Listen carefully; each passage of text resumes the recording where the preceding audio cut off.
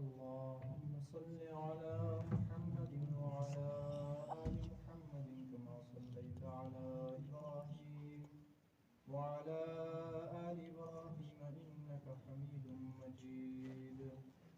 اللهم بارك على محمد وعلى آل محمد كما باركت على إبراهيم وعلى آل إبراهيم إنك حميد مجيد. مولاي صل وسلم دائما أبدا على حبيبك خير الخلق كلهم.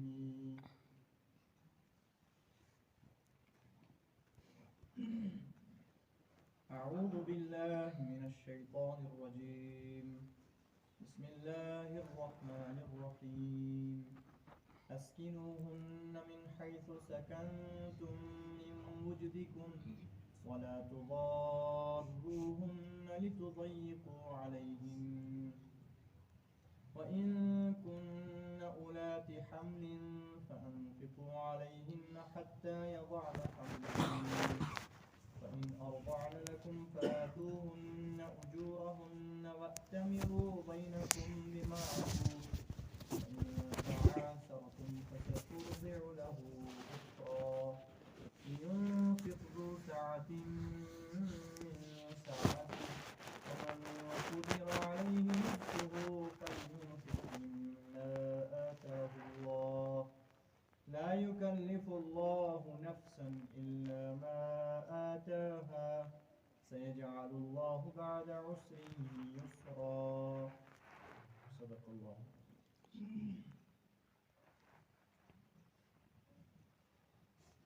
سورہ طلاق پر سلسلہ وار الحمدللہ 3-4 دروس ہو چکے ہیں. گزشتہ درس میں آپ نے اسی صورت کے درمیان میں ایک نیا موضوع سنا جس کا براہ راست تعلق طلاق سے نہیں ہے، لیکن سوال یہ بھی ہے کہ اگر اللہ پاک طلاق کے حوالے سے احکامات بیان فرما رہے ہیں تو درمیان میں ایک دوسری بات کیوں؟ وہ کیا تھی؟ اللہ سے ڈرنا، تقویٰ. قرآن پاک کا یہ اسلوب ہے اور قرآن پاک کی یہ خوبی ہے اور یہ شان اور خصوصیت ہے کہ ہر جگہ جب بھی اللہ زندگی کے کسی بھی موڑ کا کوئی حکم بیان فرماتے ہیں تو حکم بیان کرنے سمجھانے کے ساتھ ساتھ کبھی آخرت کی بات اللہ ذکر فرماتے ہیں، کبھی اپنے خوف کی بات کرتے ہیں، کبھی تقویٰ کی بات کرتے ہیں، کبھی جنت جہنم کا تذکرہ ہوتا ہے.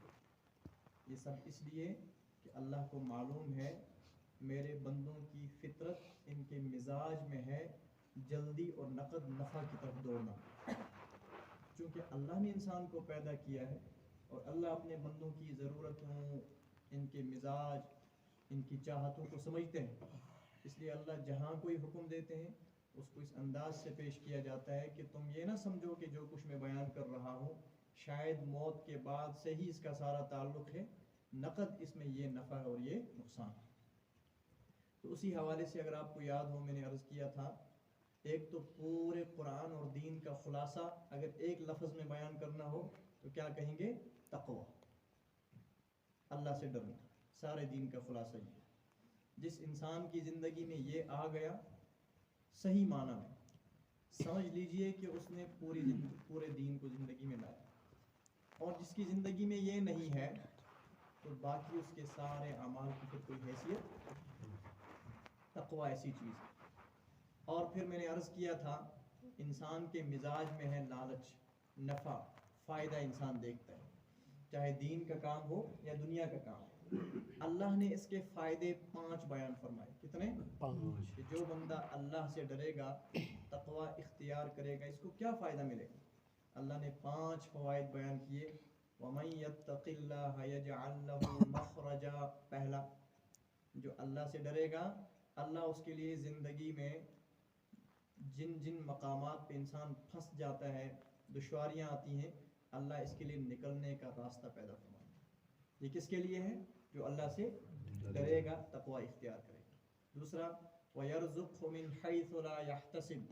جو انسان اللہ سے ڈر کے زندگی گزارے گا اللہ پاک اس کے لیے ضرورتوں کا اس کی زندگی میں ایسا انتظام فرمائیں گے، وہاں سے اس کی مدد ہوگی جہاں سے اس کا گمان بھی نہیں ہوگا۔ تیسرا فرمایا وَمَن يَتَّقِ اللَّهَ يَجْعَل لَّهُ مِنْ أَمْرِهِ يُسْرًا، جو بندہ اللہ سے ڈر کے رہے گا اللہ اس کے کاموں کو آسان کر دے گا، اس کے کاموں میں آسانی پیدا فرمائیں گے۔ چوتھا فرمایا وَمَن يَتَّقِ اللَّهَ يَجْعَل لَّهُ يُكَفِّرْ عَنْهُ سَيِّئَاتِهِ، اس کی لغزشوں کوتاہیوں خطاؤں کو اللہ پاک اپنے فضل اپنی رحمت سے مٹا دے گا۔ اور پانچواں فرمایا وَيُعْظِمْ لَهُ أَجْرًا، اللہ پاک اس کے اجر کو بڑھا دے گا۔ تو قرآن پاک نے تقوی، اللہ کو حاضر ناظر سمجھ کے زندگی گزارنے کے 5 بڑے انعامات ذکر فرمائے۔ اس لیے ہر مومن کی، ہر مسلمان کی کوشش یہ ہونی چاہیے کہ وہ اپنی زندگی میں اللہ کا قرب، اللہ کا تقوی، اللہ کا خوف پیدا کرے۔ جیسا کہ میں نے عرض کیا یہ پھر ایسی چیز ہے اس کے آتے ہی سارے اعمال سارے کام آسان ہو جاتے ہیں۔ اس کے بعد اللہ نے پھر ان آیات کو چھوڑ کر آگے طلاق کی تفصیلات کو بیان کیا۔ یہ تو آپ سب کے علم میں آ چکا ہے کہ طلاق کب دینا جائز، اس پر بات ہو چکی ہے۔ جب طلاق ہو جاتی ہے اس کے بعد کچھ احکامات ہیں جن کا تعلق طلاق کے ساتھ ہے۔ اس میں سے ایک یہ ہے جس عورت کو طلاق ہو گئی اب وہ طلاق کے بعد کہاں رہے، زندگی کہاں گزارے۔ اس کے بعد بھی فوراً وہ کہیں نکاح کر لے گی یا اس کو کچھ ٹائم نئے نکاح سے پہلے رکنا ہے، پابندی ہے، اس کا نام عدت ہے۔ تو اللہ نے فرمایا اسکنوہن من حیث سکنتم من وجدکم، فرمایا ان عورتوں کو وہاں ٹھہراؤ جہاں تم ٹھہرتے ہو۔ شوہروں سے خطاب ہے۔ عام حالات میں بھی ایسا ہی ہے کہ نکاح کے بعد بیوی کا یہ حق ہے کہ شوہر کے ساتھ رہے۔ اسی لیے اگر شوہر کو کسی ضرورت کی بنیاد پر گھر سے باہر جانا پڑے تو اس کی تو خیر اس کی اجازت ہے، وہ کسی سفر کے تحت کسی اپنے معاش کے انتظام کے لیے گھر سے باہر جائے گا، لیکن 2-3 چیزوں کو ملحوظ رکھنا ضروری ہے، چاہے وہ کیسا ہی سفر کیوں نہ ہو۔ ایک یہ کہ اس دوران اپنی بیوی کی رہائش اور اس کے گزر بسر کی تمام بنیادی ضرورتوں کا انتظام ہو چکا ہو۔ اگر دینی سفر بھی ہوگا اور پھر انسان خشک تقوی ظاہر کرے گا تو خدا اس حوال، لہٰذا بیٹھو کوئی بات نہیں، چھت سے آئے گا کچھ تو اس کی اجازت، اگرچہ اللہ اس پر بھی قادر ہے، اللہ اس پر بھی قادر، لیکن اس کی اجازت نہیں ہے کہ انسان ظاہری اسباب اور ظاہری ساری محنتوں کو چھوڑ کر کے ایک بندے کو چھوڑ دے اور چلا جائے، چاہے جو بھی سفر۔ اس لیے پہلا حکم یہ ہے گھر سے باہر جانا ہو، ایک تو اس کے رہنے کا معقول انتظام، توجہ ہے، رہنے کا معقول انتظام۔ معقول انتظام میں کیا آتا ہے یہ بھی مسئلہ یاد رکھ لیں، ضمناً یہ مسئلہ سن لینا چاہیے۔ جب کسی بندے کا نکاح ہوتا ہے، نکاح کے بعد جو بنیادی حقوق عورت کے اس پر آتے ہیں اس میں سے جہاں کھانا پینا ہے، پہننا ہے، شوہر کی حیثیت کے اعتبار سے، اس کے ساتھ ساتھ بیوی کی رہائش بھی، رہنے کی جگہ، یہ بیوی کا کیا ہے حق۔ اب سوال یہ ہے بیوی کو رہنے کے لیے کیسا انتظام دیا جائے۔ اس میں 2 چیزوں کو ملحوظ رکھا جائے گا۔ ایک یہ دیکھنا ہے کہ بیوی جس گھر سے آئی ہوئی ہے اس گھر کا معیار کیا رہا ہے، نمبر 1۔ دوسرا یہ دیکھنا ہے کہ شوہر کی حیثیت کیا ہے۔ اسی لیے پہلے ہی اس بات کا حکم دیا جب نکاح کا معاملہ ہو کہ شوہر کو حکم دیا، یا اسلام اس کو پسند کرتا ہے کہ میاں بیوی کا معاشی اکانومک معیار قریب قریب ہونا چاہیے۔ کیوں؟ اگرچہ ایسا ہو سکتا ہے کوئی بہت مالدار ہو، 2 میں سے ایک غریب ہو، اور دونوں میں دینداری ہو، زندگی چلا تو سکتے ہیں، لیکن چونکہ اسلام چاہتا یہ ہے کہ رشتہ کہیں پہ بھی متاثر نہ ہو، ٹوٹے نہ، یہ سبب بن سکتا ہے رشتے کے متاثر ہونے کا۔ کل کو تانے ہوں گے، جو ذرا زیادہ سپیریئر ہے، مالدار، وہ کہے گا تمہاری کیا حیثیت، تو تانے جب آئے تو رشتہ مضبوط رہ سکتا۔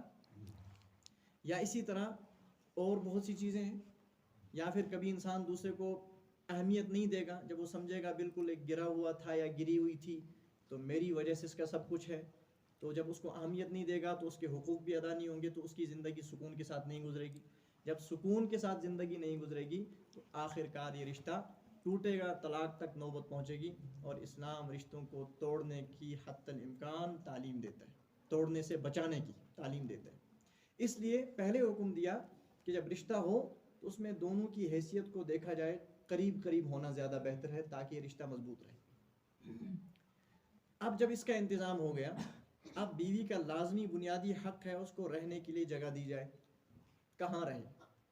اگر شوہر معاشی اعتبار سے کمزور ہے, وہ الگ گھر کا انتظام نہیں کر سکتا, نیا مکان نہیں بنا کے دے سکتا, تو اتنا تو کم از کم بیوی کا حق ہے کہ اس کو الگ مستقل ایک کمرہ ملے. کتنا؟ ایک کمرہ تو اس کا بنیادی حق ہے جس میں وہ آسانی کے ساتھ اطمینان کے ساتھ رہ سکے, تنہائی میں بیٹھ سکے, اپنے سامان کو رکھ سکے, جس میں کسی تیسرے کی مداخلت نہ ہو. اور اس کے ساتھ اگر باتھ روم یا اسی طرح کچن بھی الگ ہو تو زیادہ اچھا, لیکن جس کی یہ بھی گنجائش نہ ہو تو کم از کم ایک کمرہ تو اس کا کیا ہے؟ بنیادی حق. اب اگر کوئی شوہر اس پہ ضد کرتا ہے, نہیں تمہارا میرے ساتھ رشتہ ہے, جہاں سب ہے وہاں تم بھی, تو یہ اس کی طرف سے زیادتی ہوگی, ایسا درست نہیں. لیکن وہ شوہر جس کے پاس وسعت ہے, آسانی ہے, گنجائش ہے, جو الگ مکان بنا کے دے سکتا ہے, اور بیوی کا مطالبہ بھی ہو کہ مجھے الگ مکان بنا کے دے دیا جائے.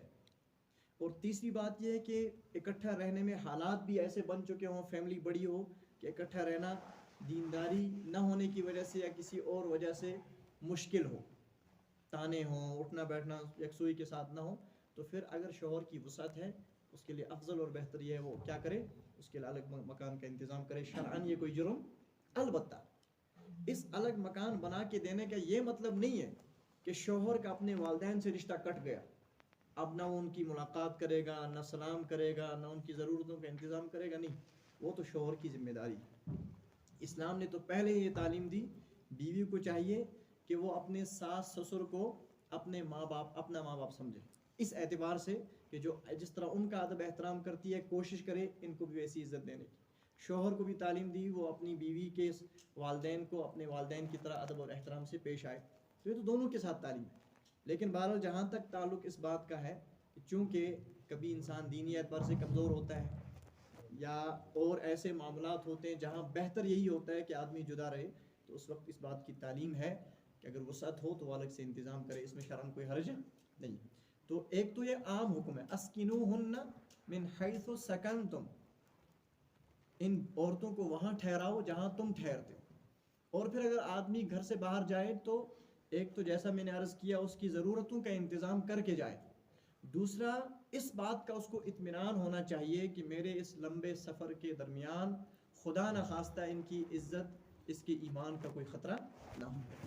چاہے حالات کی وجہ سے, اگر حالات ایسے بن گئے ہوں کہ ایک شوہر کا مرد کا گھر سے باہر رہنا مناسب اور شدید خطرہ ہو کہ شاید عزت پر ایمان پر بن سکتی ہے, پھر ایسے حالات میں اس کو کوئی ایسا انتظام کرنا, کوشش یہ ہے کہ وہ گھر سے باہر نہ جائے. لیکن اگر ایسے حالات نہیں ہیں, ذاتی کوئی کمزوری ایسی ہے گھر والوں کی, ایسے ہو سکتا ہے کبھی حالات ایسے ہوتے ہیں, کوئی نادانی ہوتی ہے, کوئی ناسمجھی ہوتی ہے وغیرہ وغیرہ, آپ سمجھ سکتے ہیں, تو اس میں بھی اس کو دیکھنا, اگر اس کو اطمینان ہے پھر وہ سفر کرے. اور کتنا لمبا سفر کر سکتا ہے اس پر تو حضرت عمر فاروق رضی اللہ عنہ نے ضابطہ ہی بیان کر دیا. ان کے دور حکومت میں جب اسلامی سپاہی فوجی جایا کرتے تھے مہم پر, تو پھر آپ نے ایک دن اپنی بیٹی سے پوچھا کہ ایک شوہر کو کتنا عرصہ باہر رہنا چاہیے. وہ چونکہ سمجھدار تھی, علمی لیاقت رکھتی, تو انہوں نے کہا 4 مہینے سے زیادہ نہیں رہنا چاہیے. پھر آپ نے باقاعدہ قانون بنا لیا کہ 4 مہینے سے زیادہ کسی بھی مرد کے لیے اپنی بیوی کی رضا اور اجازت کے بغیر گھر سے باہر رہنا جائز, چاہے وہ کوئی دینی سفر کیوں نہ ہو. حضرت عمر کے جو لوگ تھے وہ کون تھے؟ وہ دینی تو تھے, سپاہی تھے, اسلامی کمانڈ پہ گئے ہوئے تھے. ہاں اگر کوئی ایسے حالات نہیں ہیں اور ان کی طرف سے اطمینان ہے اور ساری چیزوں کا انتظام ہے, پھر کوئی حرج نہیں. یہ تو عمومی حکم ہے. اب اگر طلاق ہو گئی تو طلاق کے بعد کچھ ٹائم ایسا ہے جس میں عورت کسی نئے نکاح کا انتظام کر سکتی. اس کو کیا کہتے ہیں؟ عدت. یہ عدت کیوں ہے؟ میں نے عرض کیا تھا اس میں ایک حکمت یہ ہے کہ ہو سکتا ہے طلاق دینے کے بعد میاں بیوی کو ایک دوسرے سے دور رہنے کی وجہ سے یہ احساس ہو جائے کہ واقعتاً بیوی کو لگے کہ شوہر کے بغیر کوئی زندگی، اور شوہر کو لگے بیوی کے بغیر کوئی زندگی نہیں ہے، اور جن بنیادوں پر جس ناراضگی کی وجہ سے طلاق ہوئی تھی، ہو سکتا ہے اس کا کوئی حل نکل آئے، غلط فہمی تھی تو دور ہو جائے، یا پھر یہ کہ اس کو بعد میں احساس ہو جائے یا وہ معاف کر دے. بہت سی چیزیں ہیں. اس لیے اسلام نے حکم دیا جب طلاق دینا ہو تو کتنی طلاقیں دی جائے؟ ایک. 3 نہیں، 3 دینا تو حرام اور ناجائز ہے. تو میں نے تفصیل سے بات کی ہے نا. طلاق دینے کا طریقہ کیا ہے؟ جب ضرورت پڑے اور طلاق کے بغیر کوئی چارہ نہ ہو تو کتنی طلاق؟ ایک. صاف لفظوں میں میں آپ کو طلاق دیتا ہوں، بس ایک طلاق دی جائے. اس ایک کا فائدہ کیا ہوتا ہے؟ فی الحال طلاق تو ہو گئی. طلاق اگر عدت تک شوہر نے رجوع کیا، دوبارہ اپنی طلاق کو واپس لیا اور بیوی کو برقرار رکھا تو نیا نکاح پڑھنے کی بھی ضرورت بیوی. لیکن اگر عدت کا ٹائم ختم ہو گیا تو خود بخود اس کا نکاح بھی پھر ٹوٹ جائے گا. جب نکاح ٹوٹ گیا تو اب اگر شوہر چاہے بھی بیوی کو نکاح میں لانا تو اب یہ یک طرفہ ہو سکتا، کیونکہ نکاح کے لیے شرط ہے دونوں راضی ہوں. تو اب بیوی کی پھر رضامندی ہے، وہ اگر راضی ہو گئی تو اب دوبارہ نکاح ہو سکتا ہے. اس لیے اسلام نے جو طلاق کا حکم دیا وہ کون سی طلاق؟ ایک طلاق دی جائے. اس ایک طلاق کے کتنے فائدے ہیں؟ ایک یہ ہے کہ اس میں فی الحال طلاق تو ہو گئی، فی الحال طلاق تو، لیکن جب تک اس کی عدت ختم نہیں ہوگی، عدت کے اندر دوبارہ امکان ہے اور اس کی یہ سہولت ہے. اگر شوہر دوبارہ بیوی کو رکھنا چاہے، رجوع کرے، رجوع کے معنی اپنی طلاق کو واپس لے. واپس لینے کے لیے کرنا کیا ہے؟ چاہے زبانی اظہار کرے یا میاں بیوی کی طرح اس انداز سے رہے سہے جس سے لگے کہ گویا اس نے اپنی طلاق کو کیا لے لیا؟ واپس لے لیا ہے. تو بس اتنا کافی ہے، نکاح بھی نیا پڑھنے کی ضرورت. لیکن ہاں اگر عدت ختم ہو گئی ہے اور تب تک اس نے رجوع کیا تو پھر اس کے بعد نکاح بھی ختم ہو چکا ہے. اب اگر دوبارہ لانا چاہے گا تو اب محض اس کا رجوع کرنا کافی. اب باقاعدہ بیوی کا رضامند بھی ہونا کیا ہے؟ ضروری ہے. تو خیر، اس لیے جب طلاق دی جائے تو ایک طلاق دے گا، اس کے بعد بہرحال عورت کو کیا گزارنی ہے؟ عدت گزارنی. اب عدت کے بہت سے فوائد ہیں. اس میں سے ایک فائدہ یہ بھی ہے، جیسا کہ میں نے عرض کیا تھا، جب طلاق دینی ہو تو ایک تو یہ حکم دیا عورت حالت حیض میں نہ ہو. یاد ہے سب کو؟ عورت حالت حیض میں، اس حالت میں طلاق دینا درست نہیں ہے. عورت ان پاکی کے دنوں میں نہ ہو جن میں میاں بیوی کی ملاقات ہو چکی ہو. 2 چیزیں. اور جب طلاق دی جائے تو کتنی دی جائے؟ ایک. یہ حکم دیا. اب ایک دینے کے بعد عدت کیوں ہے؟ اس کا بڑا فائدہ یہ ہے، اس لیے کہ ہو سکتا ہے جب یہ میاں بیوی بن کے رہے ہیں، ہو سکتا ہے کہ ان کے آپس میں ساتھ رہنے کی وجہ سے اس کے پیٹ میں حمل ہو. کیا ہو؟ حمل ہو. اور اگر فوراً دوسرا نکاح کرنے کی اس کی اجازت دے دی عورت کو، آج 10 دن 20 دن یا 1 مہینہ ایک کے پاس تھی، ایک کے ساتھ نکاح تھا، پھر طلاق ہوئی، فوراً مہینے کے بعد کسی اور سے نکاح کیا، جب وہاں نکاح ہوا تو ظاہر سی بات ہے میاں بیوی بن کے رہیں گے. اب آگے جب حمل ہوگا، بچہ ٹھہرے گا تو بہت قوی امکان ہے اس بات کا کہ اب فیصلہ کس کا کریں. یہ پہلے والے شوہر کا ہو سکتا تھا یا بعد والے کا؟ سوال ہے نا. اب یہ بچہ کس کا ہے؟ پہلے شوہر کا ہے یا بعد والے کا ہے؟ یہ فیصلہ کرنا بہت مشکل ہوگا. اور جب فیصلہ مشکل ہے تو اس کے نتیجے میں جو بچہ آئے گا اس کا نسب محفوظ نہیں ہوگا. اس کا نسب محفوظ، اور اسلام میں بہت سے احکامات کا تعلق نسب کے ساتھ ہے. مثلا جس کے باپ کا پتہ ہوگا تو اس بچے کی ذمہ داریاں، خرچہ کس کے ذمہ؟ باپ کی ذمہ نا. لیکن اگر یہی پتہ نہیں اس کا باپ یہ ہے یا یہ ہے تو اب اس کی ذمہ داری کس پر ڈالیں؟ اسی طرح جب باپ کی وفات ہوتی ہے تو بچہ وارث بنتا ہے، وراثت میں بہت کچھ ملتا ہے. اب اگر یہی پتہ نہیں اس کا باپ یہ ہے یا یہ ہے تو اس کی وراثت کا یہ حقدار ہے یا اس کی وراثت کا حقدار، فیصلہ کیسے ہوگا؟ مت ہو سکتا ہے. اسی طرح پھر بچے کو اسلام نے حکم دیا ہے رشتہ داری نبھانے کا، پھوپھی کے ساتھ، ماموں کے ساتھ وغیرہ. اب اس کا باپ یہ ہے تو پھوپھی یہ بنے گی، باپ یہ ہے تو پھوپھی کوئی اور بنے گی. اس کی حقیقی پھوپھی کون ہے؟ بہت سے احکامات ایسے ہیں جن کا تعلق کس کے ساتھ ہے؟ نسب کے ساتھ. اور پھر اس سے بڑھ کر آگے اگر یہ بچہ کل جوان ہوتا ہے، توجہ ہے، اگر یہ بچہ کل جوان ہوا اور پھر اس کو نکاح کی ضرورت پڑی، نکاح میں اسلام نے کچھ رشتے محرم قرار دیے اور کچھ غیر محرم. تو محرم غیر محرم کا فیصلہ عموماً ہوتا ہے نا نسب سے. باپ کی بہن کیا بنے گی؟ اس کی پھوپھی غیر محرم ہوتی ہے. لیکن اب یہی پتہ نہیں اس کا باپ یہ ہے یا یہ ہے تو یہ والی اس کی پھوپھی ہے یا یہ والی اس کی پھوپھی. بہت سے مسائل احکامات میں خلط ملط ہو جائے گی. اسی وجہ سے عدت رکھی گئی کہ اگر طلاق ہو چکی ہے تو 3 مہینے جب عدت گزارے گی تب تک واضح طور پہ ساری باتیں سامنے آ جاتی ہیں کہ کیا ہے اس کے پیٹ میں حمل ہے یا نہیں. اور دوسرا فائدہ اس کا یہ ہے کہ ممکن ہے اسلام چاہتا یہ ہے کہ یہ رشتے ٹوٹیں، اس کا بھی موقع ملے گا سوچنے کا، سمجھنے کا، رجوع کرنے کا وغیرہ. اس لیے فرمایا کہ طلاق کے بعد عدت گزاری جائے.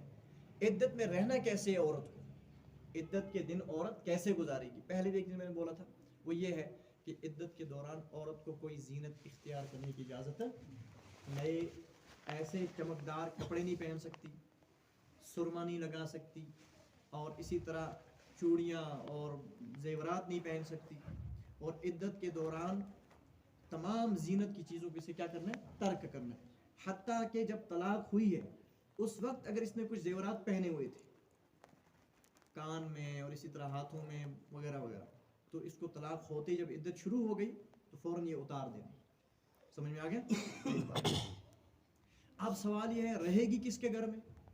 تو قرآن پاک نے کہا اسکنوہن من حیث سکنتم من وجدکم، جہاں تم رہتے ہو وہیں ٹھہراؤ. طلاق تو ہو چکی ہے لیکن طلاق کے بعد بھی عورت کو یہ حق ہے کہ وہ عدت کہاں گزارے گی؟ شوہر ہی کے گھر میں. البتہ جب شوہر کے گھر میں عدت گزارے گی تو چونکہ طلاق ہو چکی ہے تو اس لیے جس طلاق میں میں نے پہلے ایک دن آپ کو سمجھایا تھا کہ طلاق کی 2-3 قسمیں، کچھ میں نکاح فوراً ٹوٹ جاتا ہے اور ایک میں نکاح ٹوٹتا. تو جو طلاق رجعی ہے جس میں نکاح ٹوٹتا نہیں، اس میں تو شوہر سے پردہ بھی اس سے، کیوں اسلام چاہتا ہی ہے کہ جڑ جائے، کیونکہ ابھی نکاح 100% ختم ہوا نہیں ہے. لیکن جو دوسری والی طلاق ہے جس میں اس کا نکاح ٹوٹتا ہے تو اس میں تو باقاعدہ اس کو اپنے شوہر سے نکاح پردہ ہے اور دیگر غیر محرم سے الگ کمرے میں رہے گی. اور اس دوران عورت کا خرچہ کس کے ذمہ؟ شوہر. عدت کے دوران ایک تو عورت عدت گزارے گی شوہر کے گھر میں. نمبر 2، اس دوران عورت کا خرچہ کھانا پینا کس کے ذمہ ہے؟ شوہر کے ذمہ. 2 باتیں. نمبر 3 یہ ہے اس دوران شوہر یہ سمجھ کر کے کہ چونکہ میں طلاق دے چکا ہوں لہٰذا میرے گھر سے چلی جا، یہ کہنے کا حقدار اس کو اسلام نے حق دیا ہے. فی الحال وہ عدت اس کے گھر میں گزارے گی. البتہ اگر شوہر کے گھر میں عدت گزارنا ممکن نہ ہو، اس ممکن نہ ہونے کی بہت سی وجہ ہو سکتی ہے. یا تو اس وجہ سے کہ شوہر ظالم ہے، اسی وجہ سے طلاق دلوائی تھی، اب جب اس کے گھر میں رہے گا تو مار پٹائی ہوگی مثال کے طور پر. تو ظاہر سی بات ہے اگر اس کو وہیں عدت گزروائیں اس کا مطلب ہم نے ایک عورت کو باقاعدہ ظلم میں رکھا، تو اس صورت میں مجبور ہے وہ نکلنے کے لیے. یا وہاں اس کے ضروریات کا کوئی انتظام نہیں ہو پا رہا، نہیں کر رہے وہ لوگ، تو مجبور ہے بیچاری زندگی تو گزارنی ہے. یا وہاں اس کے کسی اور وجہ سے اپنے ایمان یا عزت کا خطرہ ہے، تو جو بھی معقول خطرہ ہوگا جس کی وجہ سے عورت کے لیے اس گھر میں عدت گزارنا ممکن نہیں ہوگا، تو پھر اس کے لیے جائز ہے کہ اب اپنے والدین یا جہاں کہیں اس کے لیے ممکن ہوگا اپنے محارم کے ہاں وہاں جا کے عدت گزارے گی. اب شوہر کے گھر سے نکل سکتی ہے. سمجھ میں آ گیا؟ اور عدت کے دوران کہیں نکاح کرنا جائز، طلاق ہو گئی پھر عدت کے دن گزر رہے ہیں، چاہے طلاق کی عدت ہو یا وفات کی عدت ہو، وہ بھی آگے سمجھاؤں گا کون سی عدت کتنی ہوتی ہے، وہ آگے آیت آئے گی. تو عدت کے دوران کہیں اور نکاح کرنا جائز نہیں. اگر نکاح کر دیا تو وہ نکاح ہوگا نہیں. اس نے فرمایا اسکنوہن، ان عورتوں کو رکھو، من حیث سکنتم، جہاں تم خود رہتے ہو، اپنے گھروں میں. ایک بات. اب رکھا کیسے جائے؟ فرمایا من وجدکم، اپنی حیثیت کے اعتبار سے، اپنی حیثیت کے، یعنی ایسا بھی نہیں کیا جا سکتا کہ عورت لڑکی والے بڑے زور آور ہوں اور شوہر سے پینلٹی مانگیں، مجبور کریں اس دوران آپ کو روزانہ وازوان کا انتظام کرنا ہے، فلاں چیزیں، ایسی ڈیمانڈیں شروع کر دیں جو اس بیچارے کے بس میں. ایسا بھی نہیں کیا جا سکتا. اور ایسا بھی نہیں کیا جا سکتا شوہر سمجھے کہ چلو میں اب طلاق دے چکا ہوں، کل اگر میں اس کو کھانا 2 ٹائم دیتا تھا اب بس 1 ٹائم دوں گا، نہیں. فرمایا جو اس کی حیثیت ہے، میں وجدکم، اس کی حیثیت کے اعتبار سے معمول کے مطابق جو کچھ اس کو پہلے ملا کرتا تھا ایسے اس کو رکھا جائے. ایک بات. آگے فرمایا وَلَا تُضَارُّوهُنَّ لِتُضَيِّقُوا عَلَيْهِنَّ، اور عورتوں پر سختی نہ کرو، عورتوں کو تکلیف نہ دی جائے تاکہ تم ان کا جینا تنگ کر دو۔ یہ وہی بات ہے کہ جب طلاق ہو چکی ہے تو اب اس کو ایک انسان ہی نہ سمجھا جائے اور اس کو کسی کی بیٹی نہ سمجھا جائے اور صبح شام اس کے لیے جینا حرام کر دیا جائے، ایسے حالات معاملات بنائے جائیں۔ فرمایا ایسا نہ کیا جائے۔ آگے فرمایا وَإِن كُنَّ أُولَاتِ حَمْلٍ، اگر عورت حمل والی ہو، فَأَنفِقُوا عَلَيْهِنَّ، تو ان پر خرچ کرو، کب تک؟ حَتَّى يَضَعْنَ حَمْلَهُنَّ، جب تک کہ وہ بچہ نہ جن دے۔ اب یاد رکھیں، یہ تو سمجھ میں آ گیا کہ طلاق کے بعد عورت کو کیا گزارنی ہے؟ نئے نکاح سے پہلے عدت۔ یہ بھی پتہ چل گیا کہ گزارنی ہے شوہر کے گھر میں اگر وہاں رہنا ممکن ہے، اور یہ بھی پتہ چل گیا کہ عدت کے اندر حکم ہے کہ عورت زینت وغیرہ اختیار نہیں کرے گی۔ لیکن اب سوال یہ ہے کہ عدت ہے کتنی؟ عدت تو یاد رکھیں، عدت دو ہی وجہ سے ہوتی ہے، یا تو طلاق کی وجہ سے ہوتی ہے یا شوہر کی وفات کی وجہ سے ہوتی ہے۔ کتنی وجہ سے ہوتی ہے؟ دو وجہ سے۔ یا تو شوہر طلاق دے دے گا یا پھر شوہر کی وفات ہو جائے گی، تو ان دو وجوہات کی وجہ سے عورت کو کیا ہوتی ہے؟ عدت گزارنا ہوتی ہے۔ اب یاد رکھنا ایک شکل یہ ہے، چاہے طلاق کی عدت ہو، طلاق ہوئی ہو، یا چاہے شوہر کی وفات ہوئی ہو، اگر یہ بیوی حمل سے ہے، بیوی کیا ہے؟ تو پھر اس کی عدت ہے وضع حمل۔ کیا ہے وضع حمل کا مطلب؟ بچہ جننا، بچہ۔ مثال شوہر نے طلاق دی اور بیوی پیٹ سے تھی، یا شوہر کی وفات ہو گئی اور اس کے پیٹ میں حمل ہے، تو دونوں صورتوں میں اس کی عدت دنوں کو دیکھا جائے گا۔ اس کی عدت طے ہے جب تک اس کا بچہ نہ یہ جن دے، ولادت نہ ہو جائے، تب تک اس کی عدت ہے۔ اب وہ کتنی ہو سکتی ہے؟ یا 2 دن بھی ہو سکتی ہے اور 9 مہینے بھی ہو سکتی ہے، چونکہ کم از کم تو ظاہر ہے 1 دن ہو سکتا ہے، اور لمبا زیادہ سے زیادہ کتنا ہوتا ہے؟ عموماً 9 مہینے ہوتا ہے۔ تو بچہ پیدا ہونے تک اس کی عدت ہے۔ یہ کس شکل میں؟ چاہے طلاق ہو یا کیا ہو، شوہر کی وفات ہو، اگر اس کے پیٹ میں حمل ہے تو اس کی عدت یہ عرصہ ہے۔ لیکن اگر عورت حاملہ نہیں ہے، حمل سے نہیں ہے، پھر اگر وفات ہو گئی تو اس کی عدت ہے 4 ماہ 10 دن، 4 مہینے 10 دن۔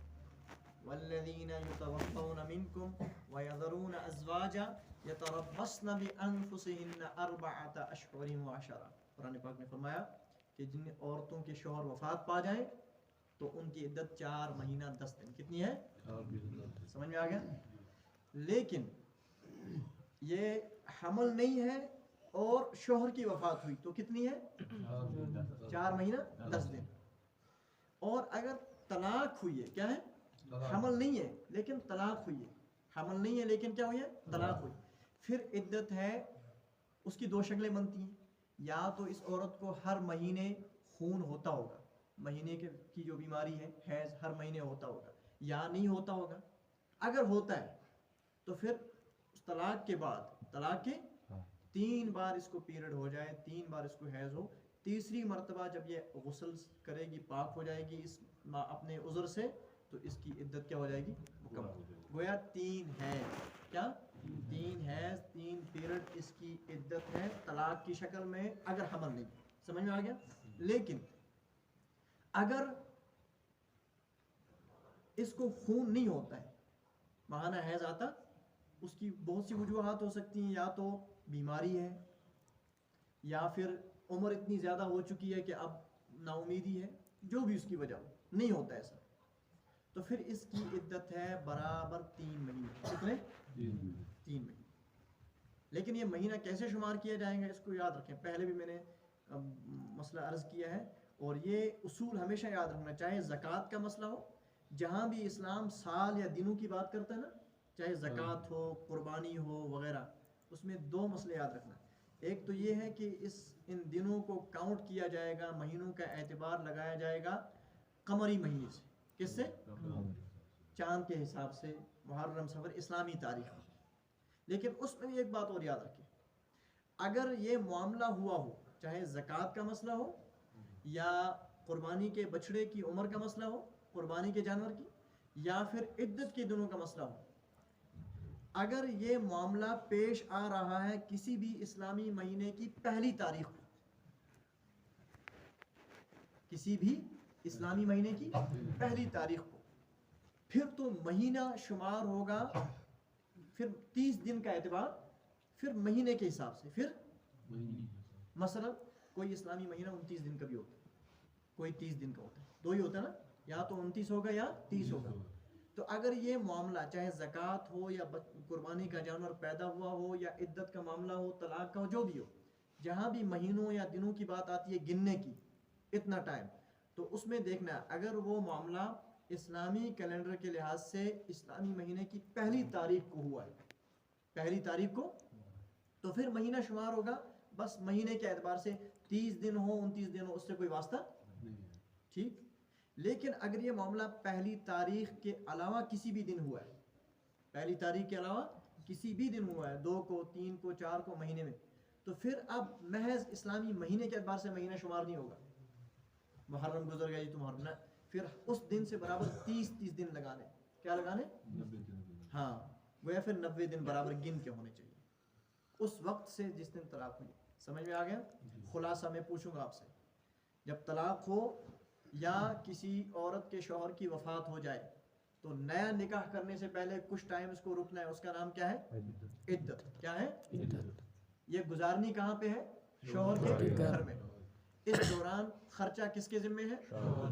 لیکن اگر وفات کا معاملہ ہے پھر تو ظاہر سی بات ہے یا عورت خود انتظام کرے گی یا اس کے وارث کریں گے جو ہے، تو شوہر کے ذمہ. اب عدت ہے کتنی؟ عدت کتنی وجہ سے ہو سکتی ہے؟ 2 ہی وجہ سے، یا شوہر کی وفات ہو جائے گی یا شوہر کی طرف سے طلاق ہو جائے گی، 2 وجہ سے. اب کتنی ہے، کتنا ٹائم عدت ہے؟ اگر عورت پیٹ سے ہے یعنی حالت حمل میں ہے، پھر چاہے طلاق ہو یا وفات طے ہے، بچہ جننے تک اس کی عدت ہے. بچہ جننے تک اس کی عدت ہے. وہ 2 دن بھی ہو سکتی ہے اور 2 مہینے بھی ہو سکتی ہے، 9 مہینے بھی ہو سکتی ہے. لیکن اگر حمل سے عورت نہیں ہے، حمل سے، تو پھر طلاق کی عدت الگ ہے اور وفات کی عدت الگ ہے. عدت وفات کیا ہے؟ 4 مہینہ اور 10 دن. اور عدت طلاق اس میں 2 شکلیں نکلتی ہیں. عورت کو ماہانہ پیریڈ ہوتا ہے یا نہیں؟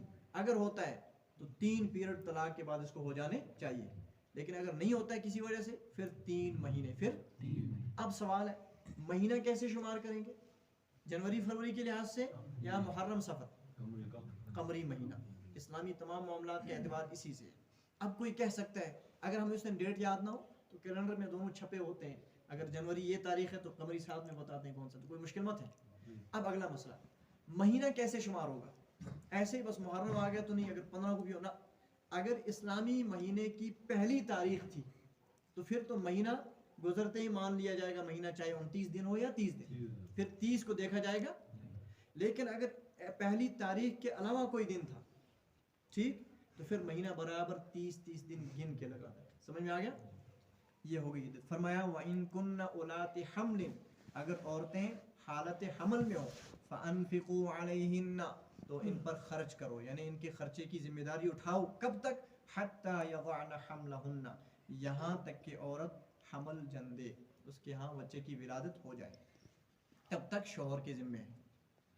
آگے اب جب حمل یعنی ولادت تک شوہر کے ذمہ ہے، تو اس کا مطلب وہاں تک کھانا پینا بھی، اور جب ڈلیوری ہوگی اس وقت جو خرچہ آگا وہ بھی کس کے ذمہ ہے؟ شوہر کے ذمہ. لہٰذا وہ نہیں کہہ سکتا آپ آخری دن آ چکے ہیں آپ اس کے والدین خرچ کریں، ہسپتال میں نہیں ہوں گا، نہیں، اس کی ذمہ داری ہے. آگے فرمایا فَإِنْ أَرْضَعْنَ لَكُمْ فَآتُوهُنَّ أُجُورَهُنَّ. آگے فرمایا کہ اگر عورتیں تمہارے بچے کو دودھ پلائیں تو انہیں اجرت دو. یہ کیا مسئلہ ہے؟ یاد رکھیں، اگر عورت کو طلاق نہیں ہوئی، عورت کو طلاق، تو پھر عورت کے ذمہ واجب ہے اپنے بچے کو دودھ پلانا. سمجھ میں آ گیا؟ چونکہ بچے کا حق ہے نا 2 سال دودھ. تو اگر طلاق نہیں ہوئی ہے تو ماں پر لازم ہے، اخلاقی فریضہ اس کا، جو اپنے بچے کو کیا پلائے؟ دودھ پلائے. اگر وہ بلا وجہ انکار کرتی ہے تو انکار جائز، اس لیے کہ بچے کے لیے ماں کا دودھ مفید ہے. اور دوسری بات یہ ہے کہ دودھ نہ پلانے میں بچے کا نقصان ہے اور اولاد ہونے کے ناطے اس کا حق ہے. لیکن جب طلاق ہو گئی، اب وہ بچہ اصل میں پہلے تو ہوتا ہے دونوں کا، والدین کا، لیکن عموماً بچہ اصل میں کس کے ذمہ ہوتا ہے؟ چونکہ زندگی بھر اس کے سارے انتظامات باپ کے ذمے ہیں.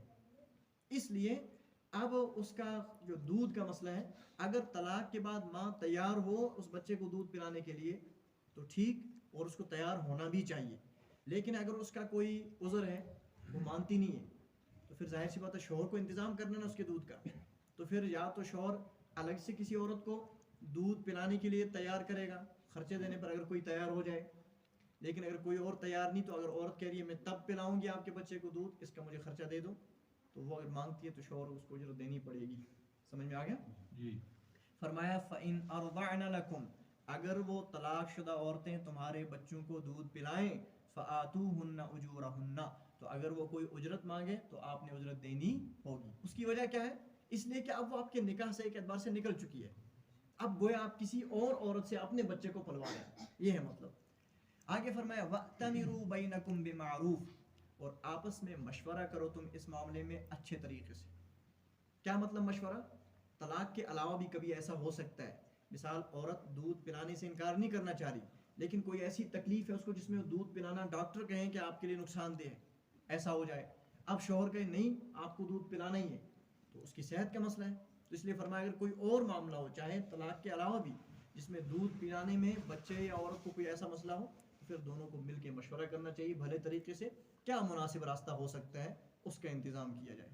آگے فرمایا وَإِن تَعَاسَرْتُمْ فَسَتُرْضِعُ لَهُ أُخْرَى، اور اگر تمہارے لیے مشکل ہو جائے دودھ پلانا تو فَسَتُرْضِعُ لَهُ أُخْرَى، کوئی دوسری عورت اس کو دودھ پلائے. یعنی عورت کے لیے، بیوی کے لیے مشکل ہو چکا ہے کسی بیماری کی وجہ سے، کسی اور وجہ سے اس کے لیے دودھ پلانا ممکن نہیں ہے، تو اب ظاہر سی بات ہے وہ مجبور ہے، تو فرمایا کوئی دوسری عورت کا انتظام کیا جائے. اگر عورت نہیں تو آج کے زمانے میں خیر ڈبہ لگا ہوا ہے، تو فرمایا دودھ کا انتظام کیا جائے. آگے فرمایا لِيُنْفِقْ ذُو سَعَةٍ مِّن سَعَتِهِ، وسعت والے کو اپنی وسعت کے اعتبار سے خرچ کرنا چاہیے. اوپر بھی بات آئی تھی، پھر دوہرایا اللہ پاک نے کہ اس معاملے میں کنجوسی نہ کی جائے. اللہ تمہیں دیکھ رہا ہے، تم مسلمان ہو، تم اللہ کے قانون کے پابند ہو. اللہ کب کس موقع پر تمہیں کون سی ذمہ داری خرچے کی ڈالتا ہے، اس کو اپنا فریضہ سمجھ کے ادا کرو، کسی پر احسان نہ رکھو. اس لیے فرمایا اپنی وسعت کے اعتبار سے خرچ کرتے رہو. آگے فرمایا وَمَنْ قُدِرَ عَلَيْهِ رِزْقُهُ فَلْيُنْفِقْ مِمَّا آتَاهُ اللَّهُ، جس بندے پر رزق کی کوئی تنگی گزر رہی ہو تو اس کو نہیں فرمایا گیا کہ وہ اتنا اعلیٰ انتظام کرے جتنے کی آگے ڈیمانڈ ہو رہی ہے. فرمایا فَلْيُنْفِقْ مِمَّا آتَاهُ اللَّهُ، جتنی اس بندے کی وسعت ہے اپنی وسعت کے اعتبار سے وہ اس میں کوتاہی نہ کرے. یہ چونکہ ان معاملات کا تعلق معاشرتی زندگی کے ساتھ ہے، اس لیے اسلام ان باتوں کو بار بار کھول کھول کے بیان کرتا ہے. آگے فرمایا لا یکلف اللہ نفسا الا ما آتاها، اللہ پاک نہیں مکلف بناتے، ذمہ دار بناتے کسی بندے کو سوائے اس کے جو اللہ نے اس کو عطا کیا ہے. یہاں چونکہ خرچ کرنے کی بات ہے اس لیے فرمایا جو اللہ نے عطا کیا ہے. دوسری جگہ فرمایا لا یکلف اللہ نفسا الا وسعها. یہ اسلام کی خوبی ہے کہ اللہ پاک بندے سے آخرت میں اسی چیز کا حساب لیں گے جس چیز کا اللہ نے بندے کو ذمہ دار ٹھہرایا ہے اور اس کی وسعت بھی دی. ایک انسان کو اللہ نے اگر آنکھیں نہیں دی تو اللہ قیامت میں اس سے بد نظری کا حساب نہیں لیں گے، اس کی آنکھیں نہیں تھی. ٹھیک ہے، اب اس سے کہا جائے تمہاری آنکھیں نہیں تھی، فلاں جگہ آپ نے ٹھوکر کیوں ماری کسی کو، کہے گا یا اللہ میری آنکھیں نہیں تھی، میں کیا کرتا. تو اللہ پاک نے ہر جگہ ایک اصول بنا دیا. اس سے دو باتیں واضح ہو گئی. نمبر ایک، ان لوگوں کو اللہ نے جواب دے دیا جو اللہ کے دین سے، اللہ کی فرما برداری سے جان چھڑانا چاہتے ہیں. یہ بہانہ بنا کر دین چھواریا مشکل کہتے ہیں نا کچھ لوگ، اسلام پہ عمل کرنا بڑا مشکل ہے، آج کے دور میں ممکن نہیں ہے. اللہ نے پہلے جواب دیا لا یکلف اللہ نفسا الا وسعها. کیا مطلب؟ یہ تم کہتے ہو دین مشکل ہے، اللہ فرماتے ہیں جو چیز مشکل ہوتی ہے اس کا بوجھ میں بندے پہ ڈالتا ہی نہیں ہوں. لہٰذا اگر اللہ نے اپنی اطاعت اور فرما برداری کا بوجھ ایک قسم کا آپ پر ڈال دیا، آپ کو کرنا ہے یہ، تو اس کا مطلب یہ ضرور پاسبل ہے، یہ ممکن ہے، یہ ناممکن ہے. اگر یہ ناممکن ہوتا پھر اللہ کیسے آپ کو اور مجھے اس کا ذمہ دار بناتے؟ اس کا مطلب دین کا ہر حکم، دین نے جب جو حکم دیا ہے اس میں ضرور آسانی ہے، مشکل بندے کے لیے ممکن ہے اس پہ عمل کرنا. بلکہ یہاں تک ہے تو اصولی طور پہ دین آسان، لیکن آسان ہونے کا مطلب کیا ہے؟ بعض لوگوں کی اس میں غلطی ہوتی ہے. بعض لوگ سمجھتے ہیں دین آسان ہے، اس کا مطلب یہ ہے کہ دین کے کسی بھی کام میں کوئی مشقت نہیں ہے. آسان ہونے کا مطلب یہ نہیں کہ مشقت نہیں ہے، کچھ مشقت ضرور ہوگی. مثال کے طور پر دین میں حکم دیا صبح اٹھ کے نماز فجر کے لیے بیدار ہو جاؤ، نماز پڑھو. اب بتائیں نماز نیند سے اٹھنا اور پھر وضو بنانا پھر مسجد تک پہنچنا، اس میں تھوڑی بہت مشقت ہے یا نہیں؟ مشقت تو ہے. آسان ہونے کا یہ مطلب نہیں ہے کہ اس میں مشقت نہیں ہوگی، تھوڑی بہت مشقت ہوگی. البتہ یہ ضرور ہے اتنی مشقت نہیں ہے کہ تم کر ہی نہ سکو. سمجھ میں آ گیا؟ تو دین آسان ہے، اور آسان ہونے کا مطلب یہ ہے کہ دین کا کوئی بھی حکم ایسا نہیں ہے جس پہ بندے کے لیے عمل کرنا ممکن ہی نہ ہو. ہاں ہلکی سی مشقت ہو سکتی ہے، اس مشقت کو برداشت کرنا ہی اصل بندے کی تقاضا ہے کہ اللہ کے حکم کو انسان اس کے لیے آمادہ ہوتا ہے یا نہیں ہوتا. ایک بات. دوسری بات یہ ہے کہ دین آسان ہے نا، اس آسان ہونے کا جو بعض لوگوں نے یہ مطلب لیا ہے، یہ ایک ایسا جملہ ہے، یا اللہ فضل فرما، یہ ایسا جملہ ہے، اس جملے سے بے شمار لوگ گمراہ ہو گئے، اس طرح اس آیت سے بھی اور اس جملے سے. مثال کے طور پر کچھ لوگ کہتے ہیں، ادھر میری طرف توجہ، دین اسنیوت مشکل کی کہتے ہیں نا. ان کے اس انداز سے کہنے والے کا مطلب کیا ہوتا ہے؟ نماز پڑھو، دین اسنیوت مشکل کی، ٹھیک، روزہ رکھو، دین اتنا، اللہ کا دین اتنا مشکل تھوڑا ہی ہے. تو گویا کچھ لوگ کہتے ہیں دین آسان ہے، مگر آسان ہونے کا مطلب انہوں نے یہ نکالا ہے سکر معاف لہذا کرنا چن ضرورت. تو گویا وہ لوگ دین کو آسان مانتے ہیں ایک ہیلے کے طور پر، لہذا نماز بھی ضروری نہیں، فلاں بھی، حج بھی ضروری نہیں، زکوٰۃ بھی ضروری نہیں، اخلاق بھی ضروری نہیں، حقوق بھی ضروری نہیں، اللہ کریم ہے، دین چھنی مشکل. ان لوگوں نے دین کو مشکل نہیں آسان مانا، مگر آسان ہونے کا اپنا ایک مطلب نکال دیا، لہذا کرنا چن ضرورت ہے.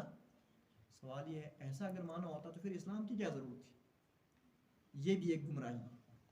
اور کچھ لوگ اس وجہ سے دین سے دور ہو جاتے ہیں، وہ کہتے ہیں دین سٹھا مشکل.